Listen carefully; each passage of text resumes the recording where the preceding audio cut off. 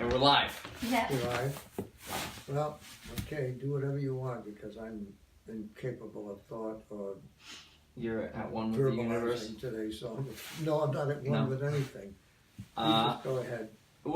So yesterday, Sarah and I were having a conversation about discipline.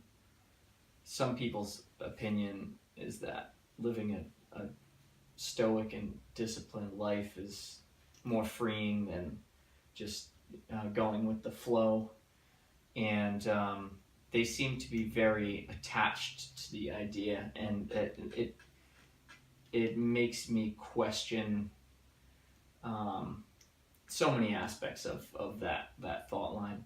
But a counter to the argument of living by quote unquote discipline is that it's an illusion to have discipline, and that the only real driving force is love, and it's love for what you do that really drives you to do it. And then of course on the polar opposite end is fear.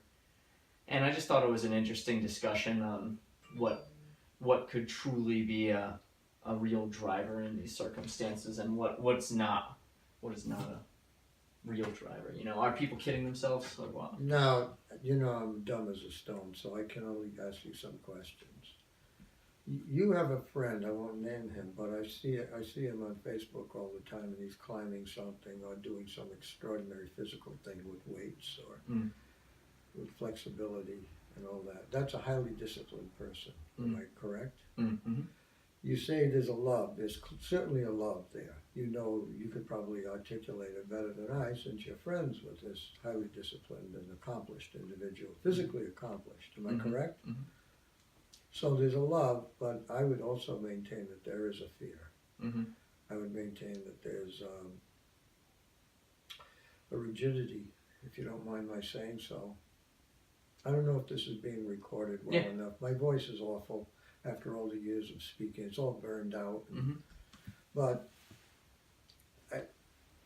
I don't want to condemn anybody, because I'm certainly not superior to somebody. I don't feel any of that. I just do philosophy, which means a questioning, and I see stuff. And what I see is not just love of some aspect of oneself, because obviously that's all for the self. A lot of people would call that in the old days bourgeois, meaning it's, you know, you're separate from the society, you live an individual life, but you don't care about society. The communists use that term, you know, bourgeois. It's basically a socialist attitude. You've got to somehow relinquish the care for the self and work for the greater society. Something rather impossible, as we saw in places like Russia, where they just spat in the face of that concept, and they worked for their own individual selves, and they brought down the entire Soviet regime through their underground activities. Every $6 out of every $10 collected was done through the black market in Russia. So the revenue wasn't anything like ours, and thus they couldn't keep up with the economic race. The arms race was a farce. They put so much money into all that, and they had little money for, you know, the butter. You can have guns, but you can't have butter. In the United States, you have guns and butter. That's the old expression. We just outspent everybody, and that's how they won. That's how they toppled the wall and all the rest of it. That's basically it. But the idea of the individual being bourgeois is still valid, in the sense that some people don't give a rat's ass about society. Some people, like somebody we knew a long time ago, would never vote, never participated, never paid taxes, played outside the system completely, as if, you know, I'm a parasite, quote unquote. I'm a parasite on society, but that's the way it is, because it's a dog eat dog, and I live like a tick sucking on the blood of society. With later on with food stamps and every other thing, insurance frauds, things like that, and constantly only working for oneself, and essentially living an alienated life with lots of love for his own pleasure, for the next pleasure, in like an alienated adolescent, a neurotic adolescent, unable to suspend pleasure in order to accomplish something. I know that feeling well enough. Being brought up in a certain way, you wind up just trying to run away from discipline. Mhm. Okay, and some of us grind it out just enough to go get degrees and learn stuff and all that. And other people don't learn anything because they can't even read a book. Mhm. They can't listen to anybody. They have conversations where the only person talking is themselves. I think you've seen this. Mhm. And so it really all unbalances, you say, to self-love. Yes, but underneath self-love, in the egoic state, the individualized, separative, alienated, I am not you self, that 2-year-old self that remains alive and well into your old age for some people. Mhm. For that person, there is misery because it's always beset by anxiety and fear. The fear is always there. What's the fear? The fear comes from the vulnerability of the self. The self is by its nature like the bubble on the ocean, as I've said 30 times on these videos. The bubble on the ocean that sees the other bubbles and the ocean as separate from itself. That's how we live. Who's going to deny that? I mean, the whole world, every news piece is all about the individuals of the world. And so many of them obnoxious and criminals and all the rest, but the world is full of individuals. And sometimes you hear about an individual with love. Or I see a thing on Facebook where guys jump into a raging river in Alaska to save a dog that's coming down the river, saving the dog, and my heart applauds. Or I see a guy going into the water to save a deer in the ice. Another guy going into the water, into the ice to save another dog. But people show these things once in a while. There are people with heart. Those are the ones that I've described to the Sahara as expressions of love. They come out of themselves. And they identify, at least, the very least, everybody, I'm not saying they're saints, they're egoic beings, but they identify so much with the life of the animal that animal is themselves for a while. So you would say and then they give the dog mouth to mouth. You would say that discipline is coming from a state of separation from oneself. One of the greatest motivators. I mean, look at the guys who do well. Look at the guys who do well in professional sports. I don't follow most sports. I do still love baseball. It's my first love.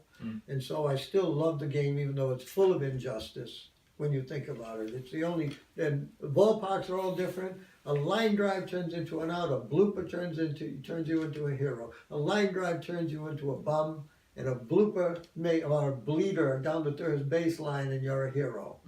It's so much like life, where you can bust your ass and come up empty. But if you keep trying and you're good enough and you're good enough and good enough, over the course of time, things will work out for you. But it all comes from various things. First of all, they have to love the game. The guys who play the game love the game. That's why the big leagues guys play so beautifully. When you watch them, they do things that are astonishing. You realize what it takes to play that game well. It's an incredibly fast game where the ball's traveling over 100 miles an hour lots of times. And then they don't want to lose that game. They don't want to leave the show. They call it the show because it is so much fun to be in the big leagues. You travel first class, you probably get chartered planes or your own plane. They carry your luggage. You get $400 a day for meal money, along with the millions that they give you each year. I mean, it's just amazing. And then, of course, the guys talk about the sex. The sex is the great comedian. He's an announcer. He talked on the Johnny Carson show. Johnny Carson said, "What do you miss most about playing in the big leagues?" He was a very marginal catcher. And he said, "The sex, John." Because they're pursued by all these beautiful women that are attracted to young, athletic, most of them good-looking guys, and many of them extremely wealthy. So Power. It's power. So they don't want to lose that. It's so much fun to be in the big leagues. Can you imagine having a 20-year career? That's why most of them cry when they quit. They cry. It's a way of life. The camaraderie. They go to war. I mean, all that's fun, you know. it's a great fun game, like any of the sports. But to me, it's the best because you can last the But longest. certainly, they're going to go through hard times doing anything to get to a level in which you're, you know, Oh. at the top. Well, and But- so I argue with you. There has to be some amount of love there. I don't think you'll get that far not loving the thing you're doing. You gotta Right. love the game, and they play the game with love. Many of them be playing for chintzy money. Right. But and now one guy just signed a contract for $140 million. He's 29. He'll be 35 when he finishes. His arm will probably blow out by then. He's a pitcher. Mm. They take chances. In the old days, the great players like Ted Williams and Mickey Mantle and Stan Musial, I think DiMaggio too, they made the top salary of all, $100,000 a year. The rookies get $600,000 a year now. Well, yeah, inflation and everything. Inflation and everything, yeah, but the game now is shared. The Yeah. owners didn't share back then. They made Right. the money. Right. Now the players share a great deal of it. Right. That's a fun thing. I mean, the economics of it. Some of those Right. teams are worth over That's $3 like- million. That's the lifetime of anything that becomes popular too. You know, you start with it just opens up and it separates people at first. You know, people that are not doing it at all, and then it finally catches a hook in people and then becomes a religion, as you call it. It is over time. You know, it's a strange game. It started. There were people playing it during the Civil War. Yeah. It goes that far back. Right. I mean, like down the Sandlots, you know, and it didn't develop into the big leagues until probably the 1880s, 1890s, and then the turn of the century changed, and then there were other years, and it changed. It changed when Babe Ruth came along, Mhm. and since then it's gone through all kinds of changes. So Anyway. I'm gonna grab the coffee that's out there, but let's keep talking about it. So what about programming your brain to being able to handle aspects of discipline, being able to do things that you're not normally inclined to do? That's a good question. A big thing that I think you've tapped in on, John, is creating like a clan or like a team and like Yeah. having community support. I mean, look at things. I mean, this sounds ridiculous, but like look at AA. That's Yeah. a totally different kind of team that you use to produce like effect through discipline and diligence.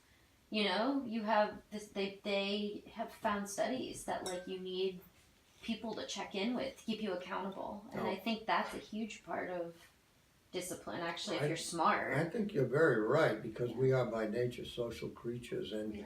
even like doing the high consciousness work where you try to become aware of yourself beyond the egoic, Yeah. like something like the Gurdjieff work. Well, Gurdjieff says you can't do it without a school. There used to be schools. There probably still are schools. Gurdjieff work. yeah. It's like it's Buddha work. I call it all Buddha work. Well, I would argue too. Sorry, just to finish it.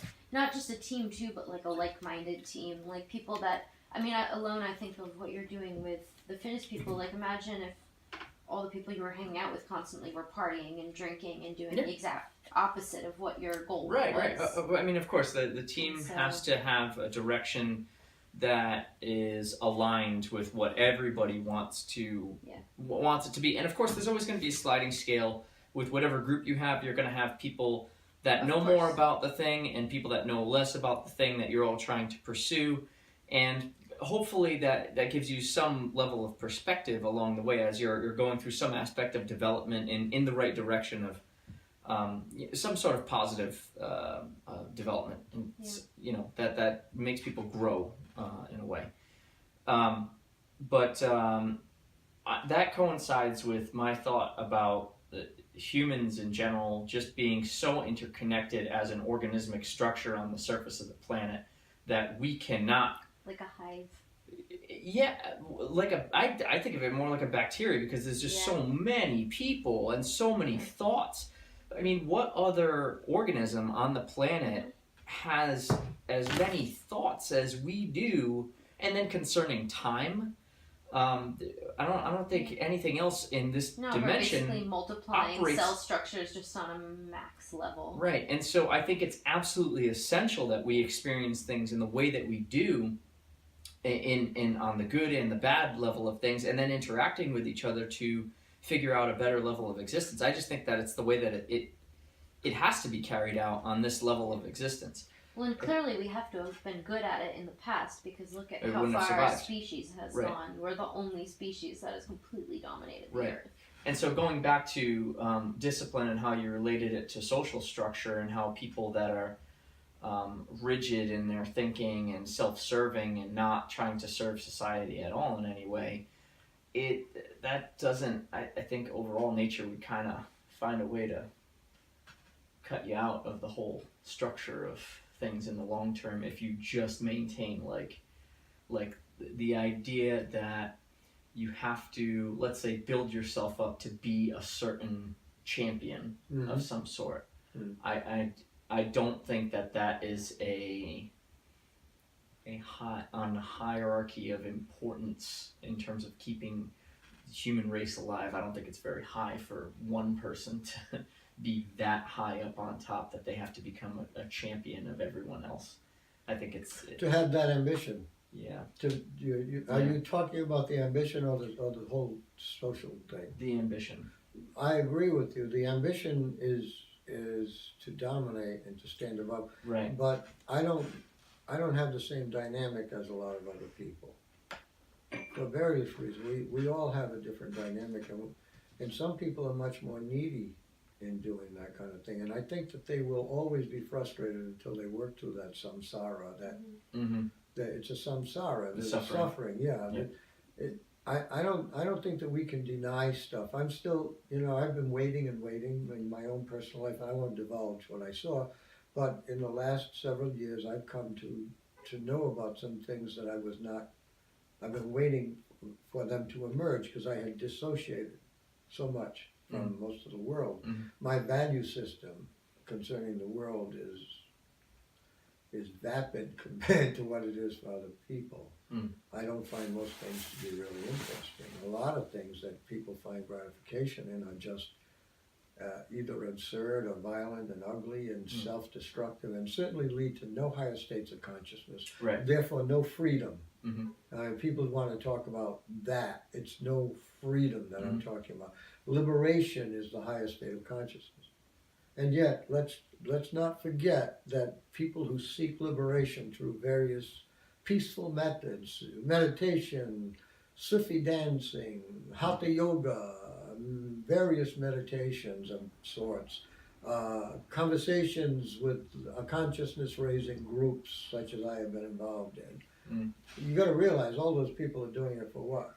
For the sake of the self. The self, right. And I always thought Some about sort that when of you mentioned it. purpose or validation. Yeah, it's their way of eliminating. It's a good way of eliminating or getting past suffering. Right. But it's still motivated by the self. It's still the ego in the operation, and a lot of them wind up thinking that they're enlightened when it's That ego. they're spiritually superior. Yeah. Right. And then they're like you were telling me about one guy that just brought a new girlfriend every time he would show up. Oh yeah. And so you're just trying to show off at that point. You're not really doing it for the he's sake not of showing. doing it. No, he wasn't. He was looking for his mommy and all these women. They were all older women, domineering, all control freaks, and they all. He said once, so and so lets me keep my beard as long as I promise to trim it every day. So here's a grown man with a white beard, and he's like that now. He's therefore still not aware of who these women are to him. He got very attached to older women. That goes Because into his mother was, as he said, sharp-tongued. So she's a bitchy woman, dominated him, and thus he played the role of masochism to all these control freak women. He found them, and you might be surprised how people are attracted to each other for those dynamics. So that goes into the conversation about using other people as objects and everything, which I definitely want to do another video on. Well, I don't even want to call them objects because that seems to imply like the woman is just a sex object. Right. No, I think it's more accurate to call them instruments. Tools. And the whole world is instrumental. Everything that we see is an instrument, right, according to the existential psychologists, and they're right in this sense. We talked about this before, and I'll say it now within the context of a discussion of love. There are lower order instrumentality, using other people as the way all of us have been used in different ways, right? People have picked my brain for years, tried to probably published things in their name that I've written. Theory in criminality. The ideology of criminality. I came up with a fundamental theory that nobody had come up with. I'm sure that some guy's been touting it as his own because he's supposed to be my partner. Never wrote a word. I know how that feels. You understand how that Oh, yeah. is. So you've been used, and people use women, and sort of like prostitution, a woman is reduced to an extension of a hand, because basically all they are fantasies. So there's that low level of instrumentality, but then there are higher levels, and they don't talk about that much. I haven't heard anybody really. Like Soccer is the guy who would tell you about this, and he didn't focus on this part. There's an instrumentality in my life for this dog. What would that instrumentality be? That she gives me love? I'm not claiming that I'm indifferent to her affection for me. Not claiming that. But whether I see her or not, whether she's with me or not, whether she ever see her again, I will always care for her well-being. And thus, I would say that some instruments, that's an instrument, but it's a higher order instrument. It's an instrument to evoke love in me. And I believe that love does exist because you will feel it in your chest when you feel it. The heart chakra will actually open up for you and you will feel a great space. I'm not going to say something that I've not experienced. You will feel it like that. And I wrote a chapter in my pyramid where I'd like to read it to you guys. I think you would like it. I'd send it to a couple of people, and even Jeff Brosco, Dr. Brosco, who's a critic of my writing because he's afraid of my writing. You know, it's scary, but he called it a masterpiece. So for him to like it, because it was very positive, and it was based upon actually some fact. There's a man out in who was a Jew saver in France. He saved 10,000 Jews from being captured by the Nazis and sent off to the camps, and he got them out of the country by using he's a child, he's a kid, a teenager, and he was using his skills as a forger, and he worked day after day. He worked without sleeping. He said, if I take a rest for 10 minutes, somebody dies. And so I used that story. The story came up in the Sapinski. His story came up in the New York Times, and I read it, and I used the story, and I turned it into one of my chapters. I think you'd like it. And it says what I just said, basically. I could try to explain it. I would much rather read it. I'd like to read it on screen. We'll do that soon. So, in closing, discipline may or may not be a self-indulgent idea. I see discipline as part of the motivation to get better. I think Alan Watts has a discussion on why we want to get better. I haven't looked at it yet, but I pretty much know what he would say. We want to escape the discomfort of life. We want to make our lives much more not only pleasurable, but there's a pleasure in when you do high physical stuff, isn't there? When you're really accomplishing something while you're in it, it's really fun. It's the closest thing you can call fun. And I think that's why people who like to dance and are good at dancing really have a lot of fun. Something I missed out on because I was always like two hooves in one shoe. Well, and I mean, I just wanted to reiterate it too. I've only found people have success when they are in alignment with a vision of success. That's the term that I use. Vision of success that is in alignment with what they enjoy doing. Yeah. It doesn't mean you don't have to do stuff that you don't enjoy to also do that, but you have to be able to see the line from what you're doing in the moment to what you enjoy doing and what you're trying to get accomplished. So for example, it's a task for us to get here and to put all this together but it's enjoyable when we're doing it. It's a flow state. I can't stop thinking philosophy and psychology, so you might as well endure me. Right. You know. But you enjoy what you're good at. Right. You enjoy what you're good at. And if you practice a lot and you get to be really good at it, you know, if you're a baseball player and you're good at hitting the ball and fielding it, you play it pretty much as long as you can until they cut the uniform off you. They don't Right. pay you anymore now. Right. But while you're doing it, you wouldn't enjoy swinging and missing a lot. Right. Yeah, of course. And when you swing and miss too much, you say, "Oh, it's time to quit." Right.